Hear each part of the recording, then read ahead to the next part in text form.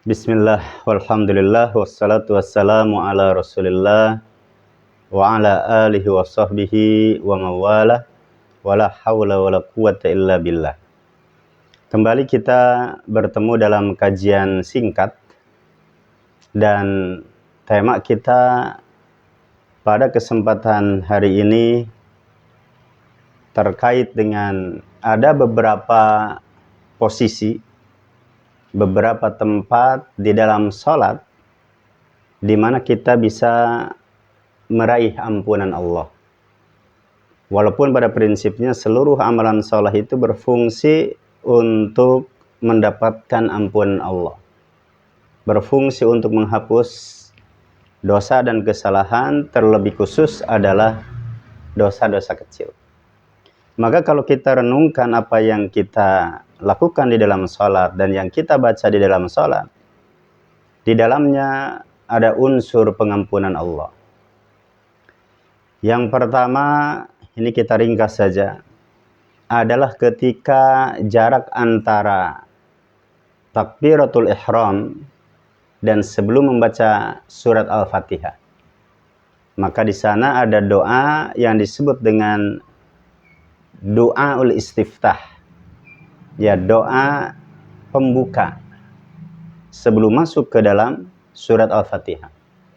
Di antaranya adalah terkait dengan doa istiftah ini bersumber dari sahabat Abu Hurairah ketika sholat bersama dengan Rasul, bersama dengan para sahabat yang lain. Ketika sudah takbiratul ihram, Rasulullah kemudian diam sejenak. Maka setelah sholat, kemudian ditanyakan hal itu kepada Rasulullah SAW. Ya Rasulullah, tadi kenapa Anda diam sejenak? Antara takbiratul ihram dengan Al-Fatihah. Ada apa gerangan? Ini bahasa kitanya begitu. Maka Nabi kita kemudian menyatakan, ya bahwasanya di antara jarak antara takbiratul ihram dan Al-Fatihah itu beliau membaca doa. Ya, di antara doanya yang sudah kita maklum, Allahumma ba'id baini wa baina khataaya kama ba'adta bainal masyriqi wal maghrib. Ya Allah, jauhkanlah antara aku dengan dosa-dosaku sebagaimana Engkau telah menjauhkan antara timur dan barat. Ini gambaran terkait dengan kita memohon kepada Allah Subhanahu wa taala untuk dihindarkan, dicegah dari kesalahan dan dosa. Dijauhkan dari kesalahan dan kemaksiatan.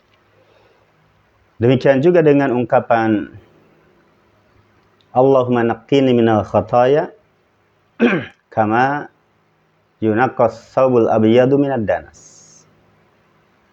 Ya Allah, bersihkanlah dosa-dosaku sebagaimana bersihnya ya baju putih dari kotoran. Jadi kalau kita punya kesalahan, punya dosa, kita berharap agar kemudian diampuni oleh Allah Subhanahu wa taala. Demikian juga dengan Allahumma gsilni minal khataaya ya bil ma'i wasalji wal barad. Ya Allah, ampunilah atau ya Allah bersihkanlah aku dari dosa-dosa yang aku lakukan. Sebagaimana ya tentunya dibersihkannya dengan menggunakan air, menggunakan es, ya menggunakan salju, menggunakan air yang dingin. Karena dosa itu disimbolkan dengan panas, disimbolkan dengan api. Maka yang bisa mengalahkan panas, bahkan termasuk api, adalah air, apalagi air itu adalah air yang sejuk, air yang dingin. Maka ini yang pertama, di posisi ini, di doa istiftah ini, kita sedang meminta kepada Allah ampunan. Dan yang kedua, adalah ketika kita membaca amin. Ya, maka dalam hadis ketika imam membaca amin, maka aminlah. Dalam hadis riwayat Imam Bukhari dan Imam Muslim. Karena barang siapa yang aminnya bertepatan dengan amin malaikat, maka dosa yang telah lalu diampuni. Idza aminal imamu fa aminu. Ya, fa innahu man wafaqa ta'minul malaikah. Fa innahu man wafaqa ta'minuhu ta'minal malaikah ghufira lahu ma taqaddama min dzanbi. Hadisnya sahih. Maka yang aminnya selaras, bertepatan waktunya dan keikhlasannya, ya di dalam salatnya sama dengan aminnya malaikat dan keikhlasan malaikat, maka dosa yang telah lalu diampuni. Hadis ini sahih. Kecuali ada kalangan yang kemudian terkena faham, yang menyimpang, yang keliru, kemudian menolak hadis-hadis terkait dengan atau seputar amin ini. Maka Nabi menyatakan barang siapa yang bertepatan amin itu dengan aminnya malaikat, dosa yang telah lalu diampuni.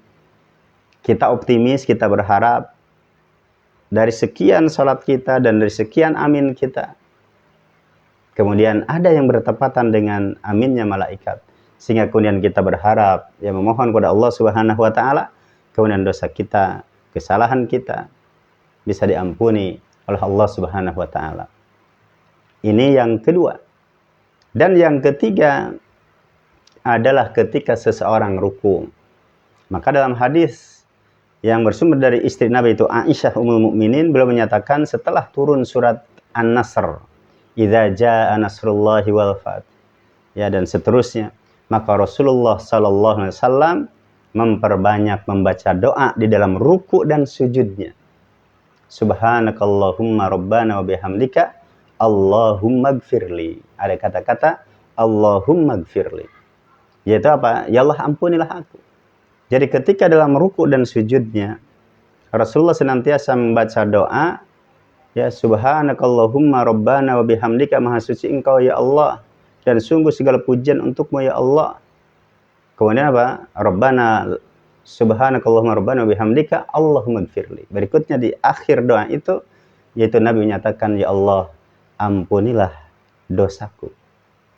Maka dalam posisi ruku ada meminta ampunan kepada Allah, memohon ampunan kepada Allah Subhanahu wa taala.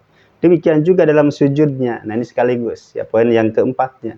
Dalam sujud sebagaimana dalam hadis yang tadi, di mana Rasulullah memperbanyak doa dalam ruku dan sujudnya, subhanakallahumma rabbana wa bihamdika Allahumma gfirli. Ada unsur minta ampunan kepada Allah Subhanahu wa taala, meskipun di dalam sujud itu banyak juga doa terkait dengan minta ampun kepada Allah. Misal Nabi berdoa dengan ungkapan Rabbi gfirli dzanbi kullah diqqahu wa jillah awwalahu wa akhirah alaniyatahu wa sirrah. Ya Allah, ampunilah dosaku, ya baik yang kecil maupun yang besar, yang dulu maupun yang akan datang. Demikian juga yang dilakukan secara terang-terangan dan yang tersembunyi. Atau Nabi mengatakan Rabbi gfirli ma'a'lantu wa ma'asarartu. Ya Allah, ampunilah dosaku dari yang dilakukan secara terang-terangan maupun tersembunyi. Ya, atau doa-doa yang lainnya. Yang jelas dalam sujud ada unsur memohon ampunan kepada Allah Subhanahu wa taala.